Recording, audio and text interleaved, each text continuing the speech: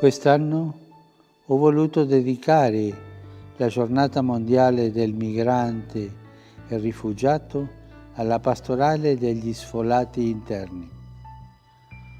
Ho scelto come titolo del mio messaggio "Come Gesù Cristo costretti a fuggire", collocando al centro della mia riflessione l'esperienza di Gesù bambino, sfollato e profugo assieme ai suoi genitori. Connaître pour comprendre. Savoir et connaître vont de pair. On peut savoir des faits saillants, savoir-être, savoir-faire et savoir-vivre. En fait, on peut dire que nous savons beaucoup sur la condition globale des migrants et des personnes déplacées.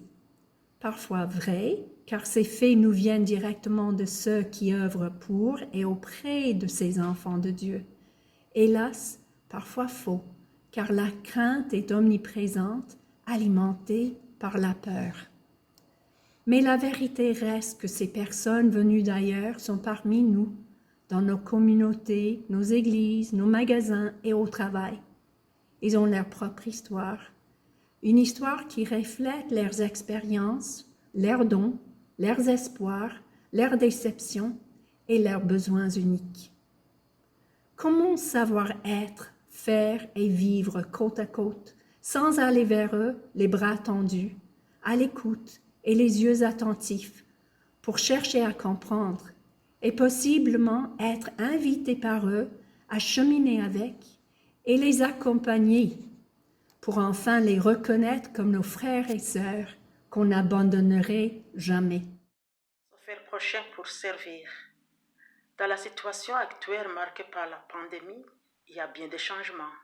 Dans mon cas, dès le déconfinement, je fais une petite activité dans la cour de l'église Notre-Dame d'Afrique comme moyen de me faire prochain des voisins, des passants, des pauvres, à travers l'accueil, l'écoute et le service, tout en respectant les consignes de protection.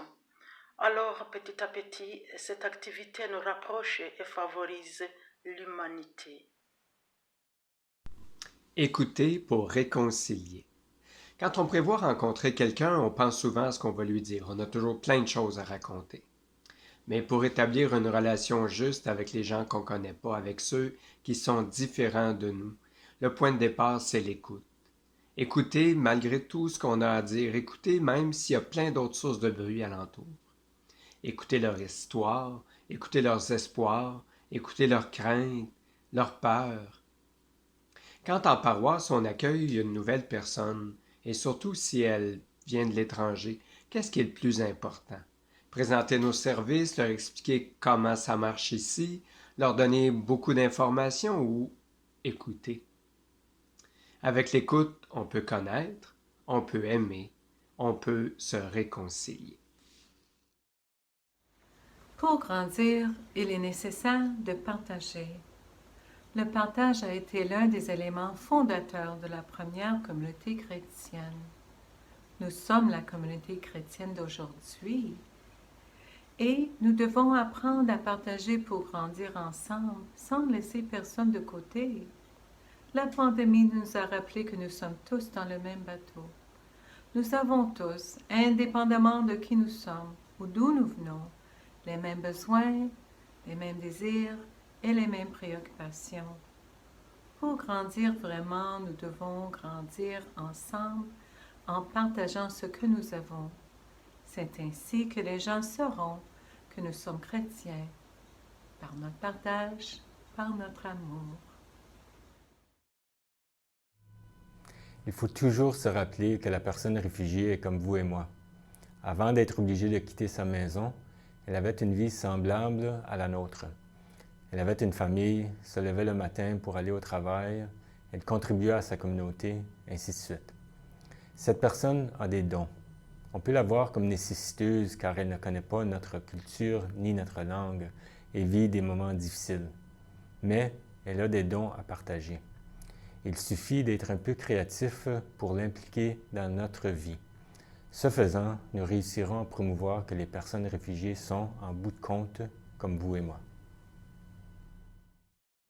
collaborer. Pour construire. Ici Mario. Et Daniel. Ce n'est pas toujours facile de collaborer. C'est même parfois très difficile. Mais ce qui nous aide parfois à passer au-delà de ces difficultés, c'est de se concentrer sur d'où est-ce que cette personne avec qui on veut collaborer s'en va et non pas d'où est-ce qu'elle vient. Donc, ne pas rester pris avec la couleur de la peau, le pays d'origine, la langue de la personne et surtout ce qu'on voit en Église, l'écart générationnel. Mais de se concentrer sur notre but commun. Nous avons tous la même mission ultime. Donc, en travaillant ensemble, on réalise que toutes ces différences-là, ce ne sont pas des barrières, mais ce sont des richesses. Père, tu as confié à Saint Joseph ce que tu avais de plus précieux, l'enfant Jésus et sa mère, pour le protéger des dangers et des menaces des mauvais. Accorde-nous aussi de ressentir sa protection et son aide.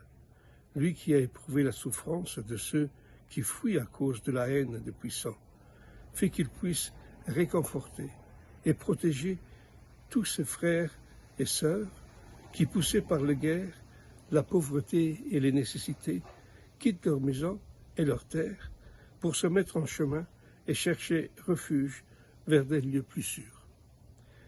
Aide-les, par son intercession, à avoir la force d'aller de l'avant, le réconfort de la tristesse, le courage dans l'épreuve.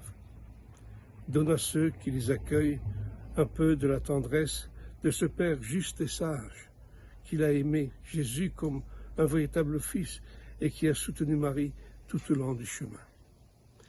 Lui qui gagnait son pain par le travail de ses mains, puisse-t-il pouvoir ou besoin de ceux à qui la vie a tout pris et leur donner la dignité d'un travail et la sérénité d'une maison. Nous te le demandons par Jésus-Christ, ton Fils, que Saint Joseph, sauvant en fuyant en Égypte, et par l'intercession de la Vierge Marie, qu'il aima en époux fidèle, selon ta volonté. Amen.